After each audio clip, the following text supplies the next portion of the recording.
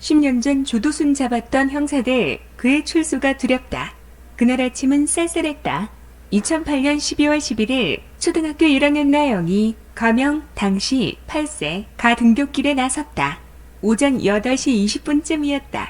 교회 근처 골목에서 술 냄새 풍기는 아저씨가 말을 걸었다. 이 교회 다니냐? 조두순 66이었다. 조두순은 나영이의 입을 틀어막고 교회 1층 화장실로 끌고 갔다. 아이가 울면서 저항했다. 조두순이 주먹으로 퍽퍽 얼굴을 구타한 뒤 목을 조르기 시작했다. 나영이가 혼절했다. 그는 정신을 잃은 아이에게 무참한 성범죄를 저지른 뒤 달아났다. 이 일로 나영이는 성기와 항문의 80%를 잃을 정도로 크게 다쳤다. 화장실 바닥에서 정신이 깬 나영이는 바깥으로 기어나왔다. 살려주세요라고 온 힘을 다해 외쳤다. 어른들은 그제야 아이를 병원으로 옮겼다. 범인 조두순은 이틀 만에 집에서 붙잡혔다. 당시 문경현 안산단원경찰서 강력희 팀장이 검거했다. 조사 과정에서 조두순은 문 팀장에게 이렇게 말했다. 교도소에서 열심히 운동하고 나올 테니 그때 봅시다. 경찰 강력팀장을 위협한 것이다. 잔혹한 범죄 여론이 들끓었다. 하지만 재판부는 징역 12년을 선고했다.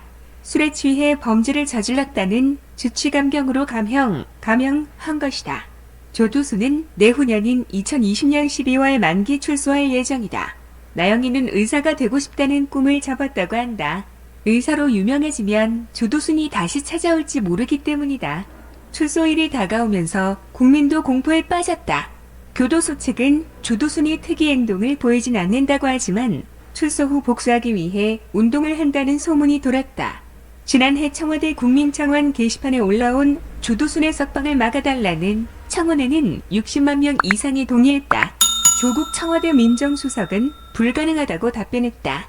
그러자 지난달 20일 같은 내용의 청원이 올라왔다. 여기에도 26만 명이 재차 동의한 상태다. 운동하고 나올 것, 강력팀장 협박한 조두순. 체포에 관여한 경찰들마저 조두순의 출소를 두려워하고 있었다. 조선일보 디지털 편집국은 조두순 사건에 관여한 경찰들을 접촉했다. 이 중 3명은 인터뷰를 거절했다. 떠올리고 싶지 않다는 것이었다. 조두순을 직접 대면한 경찰 관계자는 내가 조두순을 조사한 걸 어떻게 알았느냐. 끔찍한 일이었고 두렵기도 하다. 신원이 알려지기를 원치 않는다면서 인터뷰를 사양했다. 이경민 가명 경기 남부경찰청 과학수사대 경사는 어렵사리 인터뷰에 응했다. 당시 그는 신입과학수사대원이었다. 당초 실명으로 인터뷰하기로 했지만 이야기를 나눌수록 그의 표정이 어두워졌다. 인터뷰 말미에 그는 익명을 써달라고 요청했다. 그는 조두순의 복수가 두렵다고 했다. 범행 현장은 어땠나? 경찰 생활하면서 험한 곳에 출동하는 일이 잦다. 그런데 그곳은 10년이 지난 지금도 기억에 생생하다. 기다랗고 좁은 형태의 화장실이었다. 핏자국이 너무 심했다. 화장실 안쪽에 좌변기가 하나 있었는데 그 주변이 온통 혈흔이었다. 온통 피라 어디서 어떻게 범행이 이뤄졌는지 추론하기가 어려울 정도였다.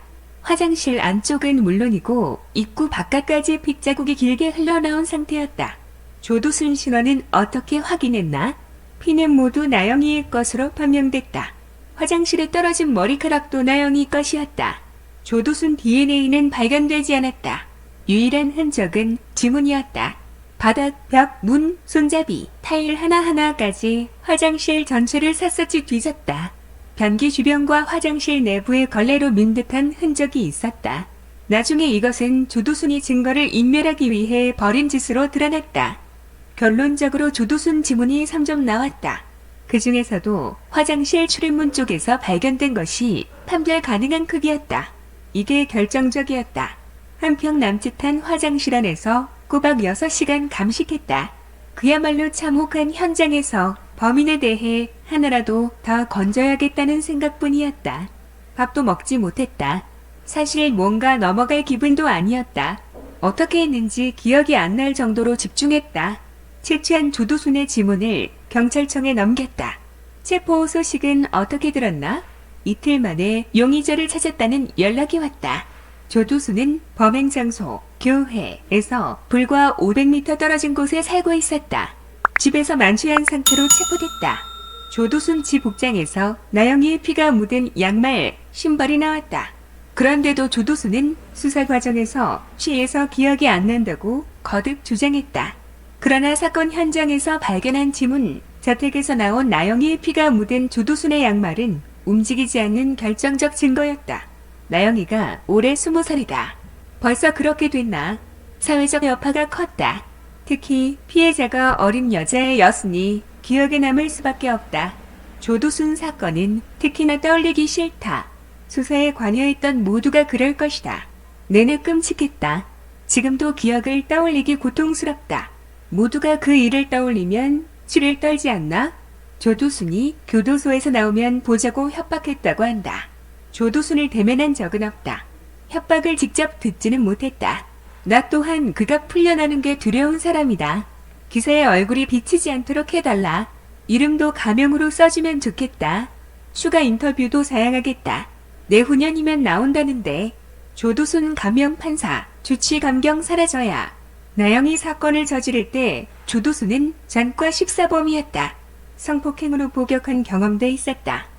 검찰은 그에게 무기징역을 구형했다. 법조계에서는 법정 최고형까지 거론했다. 하지만 조두순에게 주치, 감경이 적용되면서 분위기가 다르게 흘렀다. 재판부는 12년형, 형을 내렸다.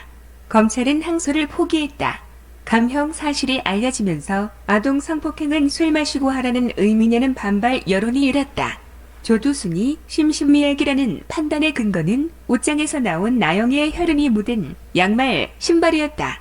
저런 결정적인 증거를 집안에 그대로 둘 정도였다면 판단 능력을 상실한 심신미약 상태지 않겠느냐는 논리다. 판사는 왜 그랬을까?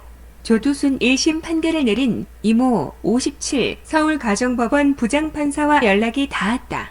판결을 후회하나? 기자가 조두순 사건에 대해 물을 줄 알았다면 전화를 받지 않았을 것이다. 판사는 공복이다. 공직자로서 국민 정서에 미치지 못했다는 점에 대해 반성하고 있다. 이 사건으로 나뿐만 아니라 가족도 많은 고통을 받았다. 이 일을 계기로 형사 사건은 나와 맞지 않는구나 싶었다. 이후 가정 사건 위주로 맡아왔다. 조두순의 형량에 관해 말해달라. 판사가 판결에 대해 말하는 건 적절치 못하다. 하고 싶은 말이 없는 건 아니지만 12년형은 당시 일반적인 판례보다 2에서 3배의 무거운 형량이었던 건 사실이다. 그러나 수사 단계에서 심신미약이 인정됐다. 수사 단계에서 심신미약이 인정되면 재판부로서는 방법이 없다. 당시 법체계에서는 심신미약이 인정되면 무조건 감형해야 했다. 지금은 성폭행 경우에만 심신미약 적용을 제외할 수 있다. 무기징역을 받아야 할 피고인이 심신미약 사유로 감형 요인이 발생하면 7년 이상에서 15년 이하의 실형을 선고할 수밖에 없었던 것이다. 사건 당시 양형 기준으로 권고 형량은 최대 11년형, 형이었다. 조두순이 받은 징역 12년은 이보다 다소 무거운 형량이다. 법조계 일각에서 당시 실정법으로는 조두순에게 그 이상 형벌을 내리기 힘들었다는 항변이 나오는 이유다. 조두순이 심신미약이라고 보나? 정신이 없던 사람, 심신미약이다. 보호관찰소 정신감정에 따르면 사건 당시 조두순이 만취해서 정신이 없었다는 결과가 나왔다. 하지만 이와 별개로 법조인으로서 주치 감경은 구시대의 나쁜 유산이라 생각한다. 산업화 과정에서 음주가 잦다 보니 술 마시고 사고 좀 칠 수 있다는 의식이 관례처럼 굳어진 것이다. 주치 감경은 이제 사라져야 한다. 조두순 사건 이후 대법원 양형위원회는 주치 감경을 양형 감경 요소에서 제외했다. 또 심신미약이 인정되더라도 성폭행을 저질렀을 땐 감형하지 않도록 했다.